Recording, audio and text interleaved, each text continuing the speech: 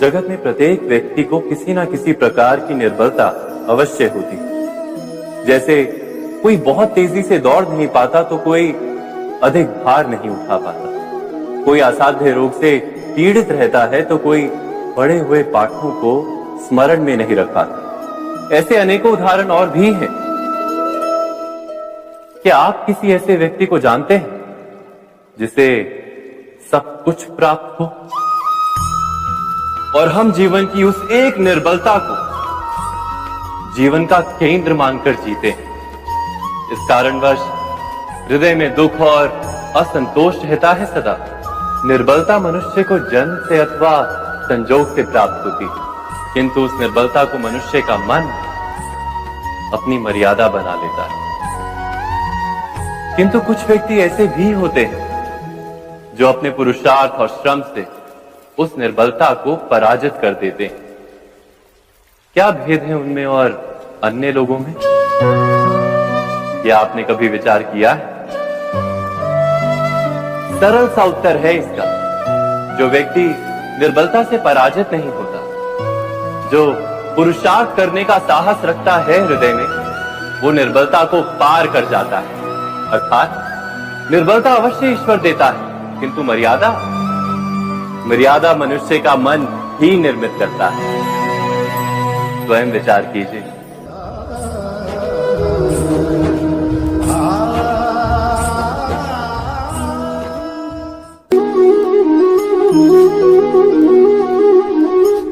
भविष्य का दूसरा नाम है संघर्ष।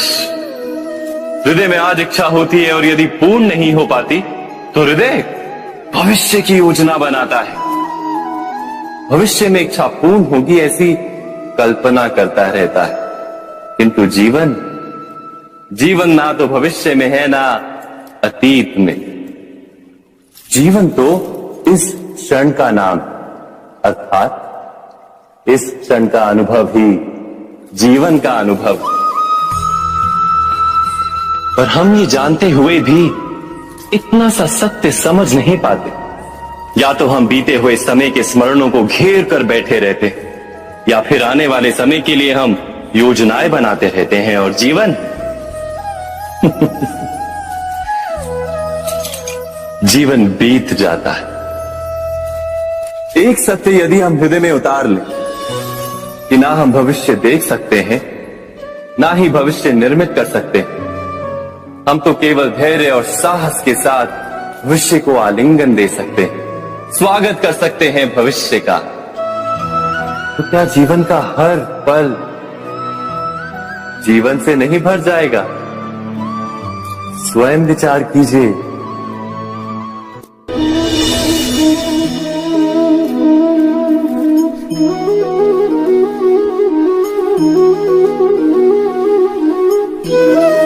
ज्ञान प्राप्ति सदा ही समर्पण से होती है, ये हम सब जानते हैं।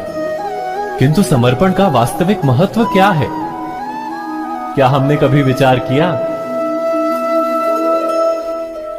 मनुष्य का मन सदा ही ज्ञान प्राप्ति में विभिन्न बाधाओं को उत्पन्न करता है। कभी किसी अन्य विद्यार्थी से ईर्ष्या हो जाती है, कभी पढ़ाए हुए पाठों पर संदेह जमता है और कभी गुरु द्वारा दिया गया दंड मन को अहंकार से भर देता है। नहीं, क्या ऐसा नहीं होता? न जाने कैसे कैसे विचार मन को भटकाते हैं और मन की इसी अयोग्य स्थिति के कारण हम ज्ञान प्राप्त नहीं कर पाते। मन की योग्य स्थिति केवल समर्पण से निर्मित होती है। समर्पण मनुष्य के अहंकार का नाश करता है, ईर्ष्या, महत्वाकांक्षा आदि भावनाओं को दूर कर हृदय को शांत करता है और मन को एकाग्र करता है। वास्तव में ईश्वर की सृष्टि में ना ज्ञान की मर्यादा है ना ज्ञानियों की। गुरु दत्तात्रेय ने तो गाय और श्वान से भी ज्ञान प्राप्त कर लिया था। अर्थात विषय ब्रह्म ज्ञान का हो या जीवन के ज्ञान का या गुरुकुल में प्राप्त होने वाले ज्ञान का, उसकी प्राप्ति के लिए गुरु से अधिक महत्व है उस गुरु के प्रति हमारा समर्पण। क्या ये सत्य नहीं?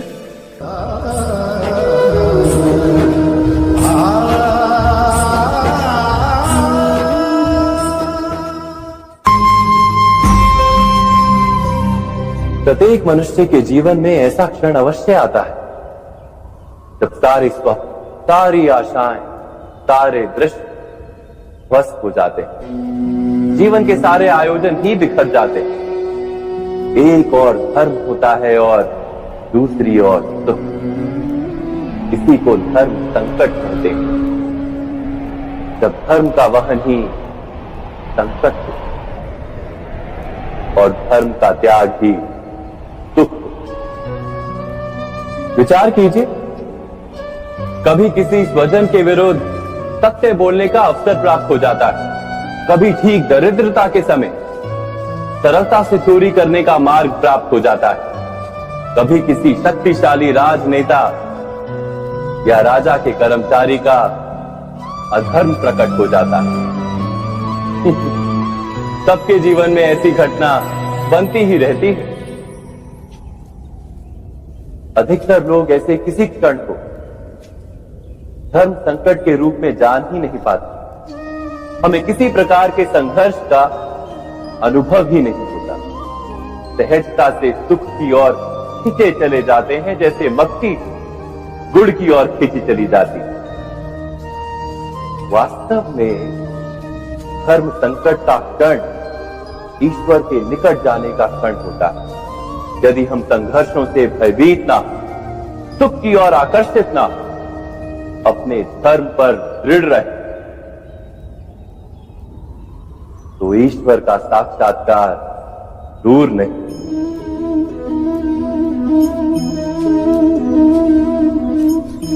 पवन से युद्ध करने वाला पत्ता यदि पेड़ से गिरता है तो भी आकाश की ओर उठता है। पवन से झुकने वाली घास वही भूमि पर रह जाती है। अर्थात धर्म संकट से यदि हम संकट को ही टाल दें तो सुख तो मिलता है, जीवन बढ़ता है, किंतु क्या चरित्र नहीं टूटता? क्या आत्मा दरिद्र नहीं हो जाती?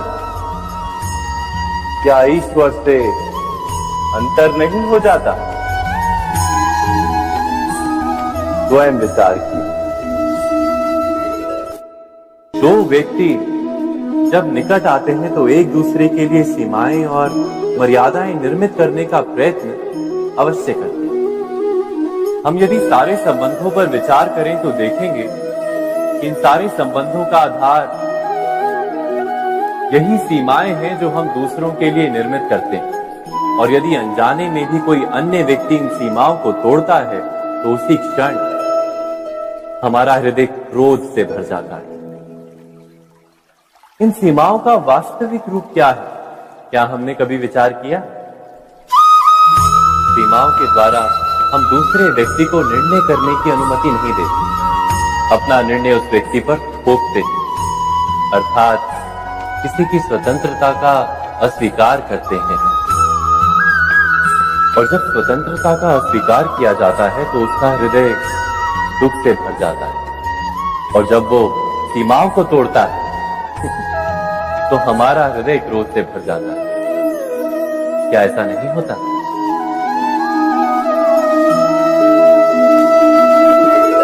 पर यदि एक दूसरे की स्वतंत्रता का सम्मान किया जाए तो किसी मर्यादाओं या सीमाओं की आवश्यकता ही नहीं होती। अर्थात जिस प्रकार स्वीकार किसी संबंध का देह है, क्या वैसे ही स्वतंत्रता किसी संबंध की आत्मा नहीं? स्वयं विचार कीजिए। सबके जीवन में ऐसा प्रसंग अवश्य आता है कि सत्य कहने का निश्चय होता है हृदय में, किंतु मुख से सत्य निकल नहीं पाता। कोई भय मन को घेर लेता है। किसी घटना अथवा प्रसंग के बारे में बात करना या फिर स्वयं से कोई भूल हो जाए उसके बारे में कुछ बोलना, क्या ये सत्य है? नहीं, ये तो केवल तथ्य है। अर्थात जैसा हुआ था वैसा केवल बोल देना सामान्य सी बात है। किंतु कभी कभी उस तथ्य को बोलते हुए भी भय लगता है। कदाचित किसी दूसरे की भावनाओं का विचार आता है मन, दूसरे को दुख होगा ये भय भी शब्दों को रोकता है। तो ये सत्य क्या है? क्या हमने कभी विचार किया है? जब भय रहते हुए भी कोई तथ्य बोलता है तो वो सत्य कहलाता है। वास्तव में सत्य कुछ और नहीं, केवल निर्भयता का दूसरा नाम है। और निर्भय होने का कोई समय नहीं होता, क्योंकि निर्भयता आत्मा का स्वभाव है। अर्थात क्या प्रत्येक क्षण सत्य बोलने का क्षण नहीं होता?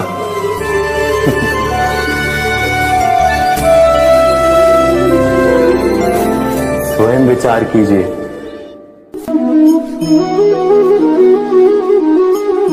श्रेष्ठता का क्या अर्थ है? श्रेष्ठता का अर्थ है दूसरों से अधिक ज्ञान प्राप्त करना। अर्थात मूल्य इस बात का नहीं कि स्वयं कितना ज्ञान प्राप्त किया, मूल्य इस बात का है कि प्राप्त किया हुआ ज्ञान अन्य लोगों से कितना अधिक है। अर्थात श्रेष्ठता की इच्छा ज्ञान प्राप्ति को भी एक स्पर्धा बना देती है। और स्पर्धा में विजय अंतिम कब होती है?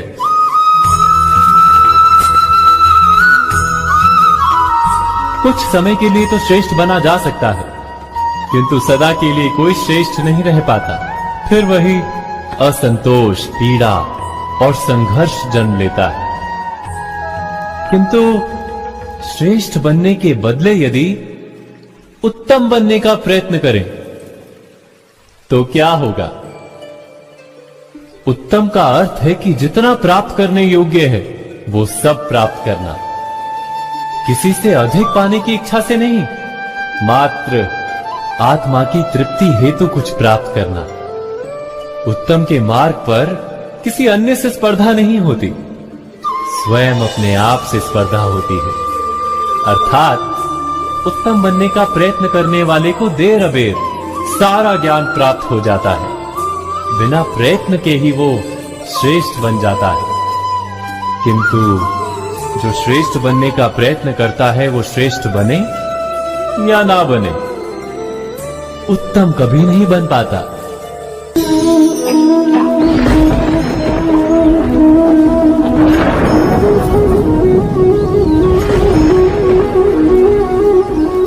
सपनों और पूर्वाभासों के आधार पर हम भविष्य के सुख दुख की कल्पना करते हैं। भविष्य के दुख का कारण दूर करने के लिए हम आज योजना बनाते हैं।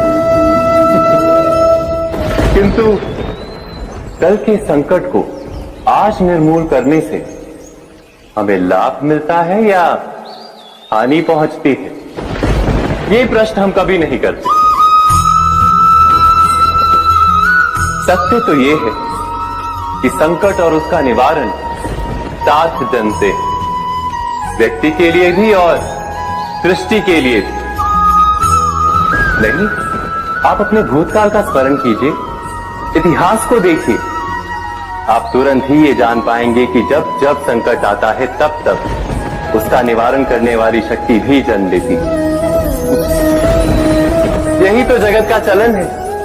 वस्तुतः संकट ही शक्ति के जन्म का कारण है। प्रत्येक व्यक्ति जब संकट से निकलता है तो एक पद आगे बढ़ा होता है, अधिक चमकता है, आत्मविश्वास से अधिक भरा होता है, न केवल अपने लिए अपितु विश्व के लिए भी। क्या ये सत्य नहीं?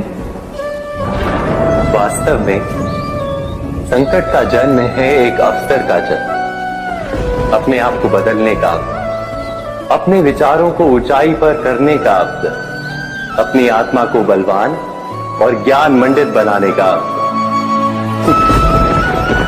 जो ये कर पाता है उसे कोई संकट नहीं होता, किंतु जो ये नहीं कर पाता वो तो स्वयं एक संकट है विश्व के लिए। विचार कीजिए।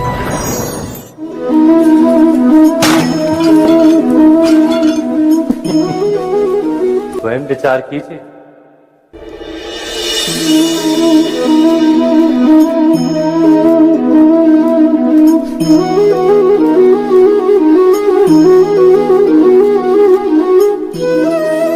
जीवन का हर क्षण निर्णय का क्षण होता है। प्रत्येक पद पर दूसरे पद के विषय में कोई निर्णय करना ही पड़ता है और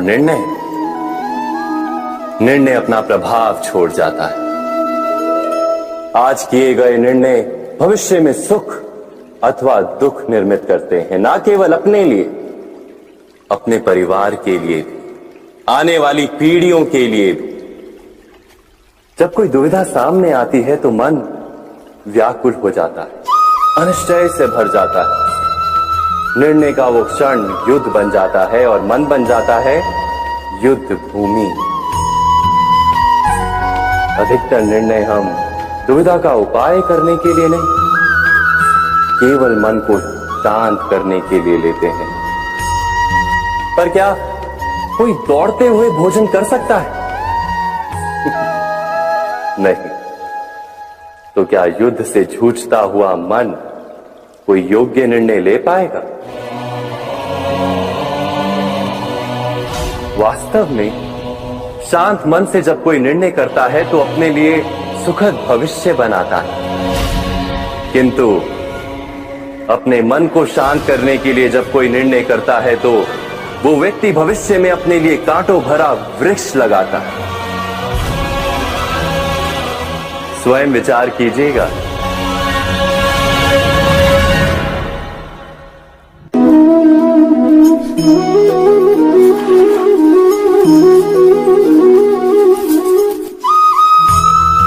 जीवन में आने वाले संघर्षों के लिए जब मनुष्य स्वयं को योग्य नहीं मानता, जब उसे अपने ही बल पर विश्वास नहीं रहता, तब वो सद्गुणों को त्याग कर दुर्गुणों को अपनाता है।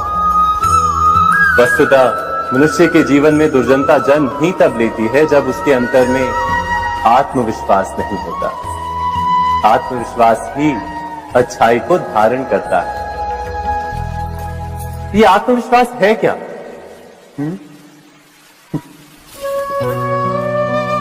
जब मनुष्य ये मानता है कि जीवन का संघर्ष उसे दुर्बल बनाता है, तो उसे अपने ऊपर विश्वास नहीं रहता। वो संघर्ष के पार जाने के बदले संघर्ष से छूटने के उपाय ढूंढने लगता है। किंतु जब वो ये समझता है कि ये संघर्ष उसे अधिक शक्तिशाली बनाते, ठीक जैसे व्यायाम करने से देह की शक्ति बढ़ती है, तो प्रत्येक संघर्ष के साथ उसका उत्साह बढ़ता है। अर्थात आत्मविश्वास और कुछ भी नहीं, मन की स्थिति, जीवन को देखने का दृष्टिकोण मात्र है। और जीवन का दृष्टिकोण तो मनुष्य के अपने वश में होता है। स्वयं विचार कीजिए।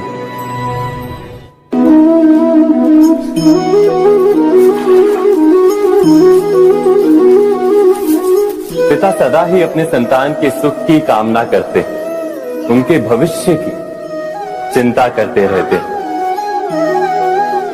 इसी कारणवश सदा ही अपने संतानों के भविष्य का मार्ग स्वयं निश्चित करने का प्रयत्न करते रहते।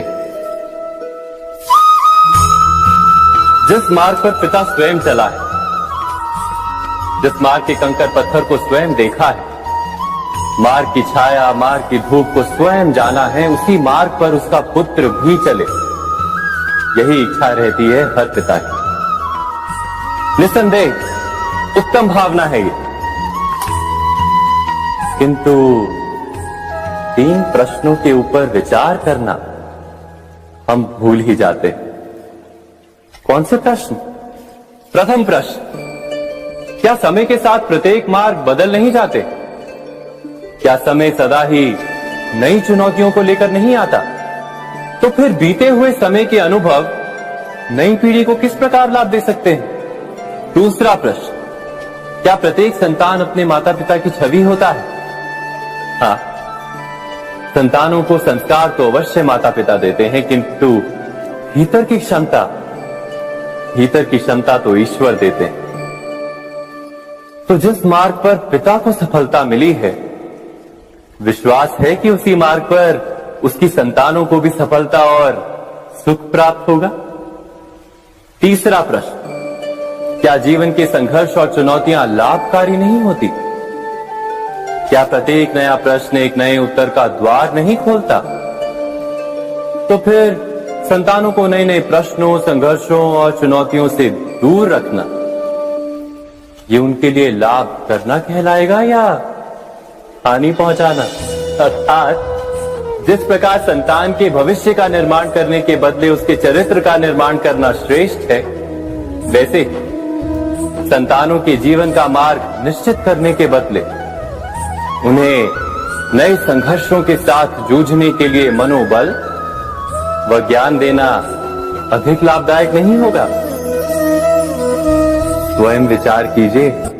मनुष्य की सबसे बड़ी दुर्बलता क्या होती है? सोचिए। धन, प्रेम, अहंकार। मनुष्य की सबसे बड़ी दुर्बलता होती है उसके रहस्य। चाहे आप कितने भी शक्तिशाली क्यों ना हो, कितने भी प्रबल क्यों ना हो, परंतु उसके रहस्य उसके नाश की चाबी होती है। इसलिए यदि प्रबल रहना है, शक्तिशाली रहना है, समर्थ रहना है, तो अपने रहस्य को किसी को भी ना बताए, ना मित्र को और ना ही शत्रु को, क्योंकि समय पड़ने पर कब कौन शत्रु हो जाए ऐसा कहना संभव नहीं। विभीषण को रावण के अमृत कुंड का ज्ञात था, इसीलिए प्रभु श्री राम रावण का वध करने में सफल हो सके। इसलिए उचित यही है कि आप अपने रहस्य को स्वयं तक ही सीमित रखें। मनुष्य जीवन की परीक्षा में सफल होने के लिए क्या नहीं करता? वो परिश्रम करता है, दौड़ भाग करता है, और ये सब करने के पश्चात भी जब उसका काम नहीं बनता तो वो नकल करता है ना? तनिक लौटिए अपने बचपन में, स्मरण कीजिए अपने बचपन की स्मृतियों का। क्या स्मरण हुआ? विद्यालय में जब आप परीक्षा देने जाते थे तो क्या होता था? आप ना सहे, परंतु कोई ना कोई सफलता पाने के लिए नकल करता ही था और उत्तीर्ण भी हो जाता था, है ना? परंतु जीवन की परीक्षा ऐसी नहीं होती। नकल करने वाला सफल नहीं होता। कारण विद्यालय में सबके प्रश्न पत्र एक होते थे, परंतु जीवन के प्रश्न पत्र और उनकी कठिनाई सबके लिए भिन्न होती, तो निश्चित रूप से उनके उत्तर भी भिन्न होंगे ना। इसलिए यदि आपको जीवन में सफलता पानी है तो नकल ना कीजिए, स्वयं के प्रश्नों का उत्तर स्वयं ढूंढिए और सफलता आपकी ही होगी। मनुष्य का जीवन हार और जीत, विजय और पराजय, सफलता और असफलता के मध्य झूलता रहता है। आपके साथ भी ऐसा होता होगा, है ना? जब आप सफल होते हैं, किसी चुनौती पर विजय पाते हैं, तो मन प्रसन्नता से आनंद के उपवन में झूमने लगता है, और जब आप असफल होते हैं तब मन दुख और पीड़ा के सागर में डूबने लगता है। परंतु वास्तव में सफलता और असफलता है क्या? तनिक ध्यान से सोचिए। ये केवल हमारी मनोस्थिति मात्र है। हमारी पराजय तब नहीं होती जब हमारा शत्रु विजय प्राप्त कर ले। हमारी पराजय तब होती है जब हम पराजय स्वीकार करें। हम असफल तब नहीं होते जब हम लक्ष्य न पा सकें। हम असफल तब होते हैं जब हम प्रयास करना बंद कर दें। इसलिए प्रयास करते रहें और हार ना माने, क्योंकि जिस दिन आप हार स्वीकारना बंद कर देंगे, जीत आपके चरणों में होगी। अब सबने बरगद के वृक्ष को तो देखा ही होगा। क्या आपको ज्ञात है, बरगद के वृक्ष के बीज का आकार राई से भी छोटा होता है, परंतु बरगद का वृक्ष संसार के महाकाय वृक्षों में जाना जाता है। जब उसका जन्म होता है तब उसमें वो जटाएं, वो शाखाएं नहीं होती, परंतु जैसे जैसे उसका विस्तार होता है जैसे जैसे वो अधिक शाखाओं का भार उठाता है, अधिक पत्तियों का सृजन करता है, वैसे वैसे उसकी शाखाएं जटाएं बनकर जड़ तक पहुंचती है और इस वृक्ष को सहारा देती है। ये जीवन का बहुत महत्वपूर्ण पथ है। बिना लोभ लालच शुभ कार्य करें, अन्य लोगों की सहायता करें। धीरे धीरे आपने जिनकी सहायता की वो आपके सहायक बनते जाएं, आपकी जड़ों को और बलशाली बनाएंगे, आयु मान और आकार बढ़ाएंगे। सहजीवन, सहायता और निष्काम कर्म आपको मृत्यु के पश्चात भी मरने नहीं देगा, आपको अमर रखेगा। हमारा शरीर प्रकृति का एक महान आविष्कार है। इससे जटिल संरचना संसार में और कोई नहीं। हमारा शरीर जितना जटिल है, यदि इसे ठीक से जाना जाए तो इससे अधिक सरल ज्ञान देने वाला और कोई नहीं। हमारे शरीर में 5 इंद्रियां होती हैं जो हमें भाव, गुण और वस्तुओं का बोध कराती हैं। हमारे पास आंखें हैं, नाक है, स्पर्श के लिए त्वचा है, कान है और जीभा है। सबका भिन्न भिन्न कार्य है। आंखों से देखना, कानों से सुनना, नथनों से श्वास लेना, त्वचा से स्पर्श करना और जीभा से स्वाद लेना। परंतु क्या आपने कभी सोचा कि प्रकृति ने हमें 2 आंखें दी, 2 नथने दी, 2 कान दी, स्पर्श के लिए ये पूरा शरीर दी, परंतु जीभा केवल 1 दी? ऐसा क्यों? क्योंकि प्रकृति चाहती है कि हम देखें अधिक, सुने अधिक और ज्ञान अधिक अर्जित करें, बोले कम। क्योंकि अधिक वाचाल नाश को निमंत्रण देता है। स्मरण रखिएगा।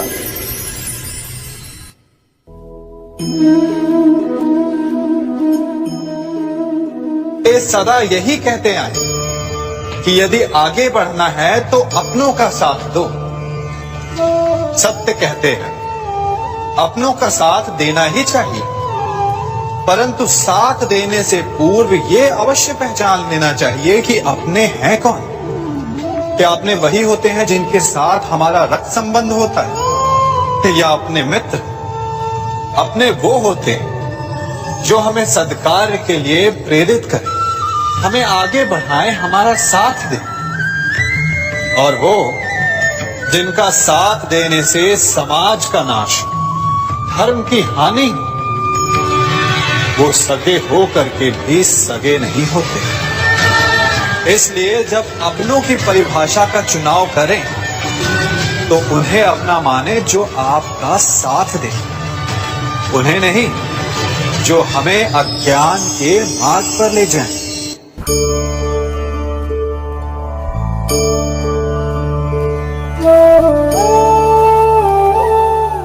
आप जिनसे प्रेम करते हैं सदा उनके समीप रहना चाहते हैं, नहीं चाहते कि कभी अपनों से दूर होना पड़े, बिछड़ना पड़े।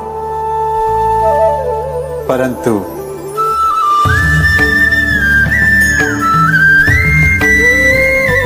एक समय के पश्चात अपनों से दूर हो जाना उन्नति के लिए आवश्यक है। आप माता पिता हैं।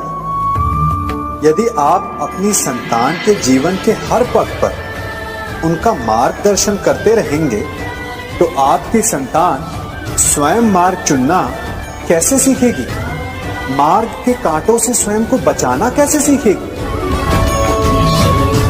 इसीलिए एक समय के पश्चात अपनों से बनाई गई दूरी सदा लाभदायक रहती है।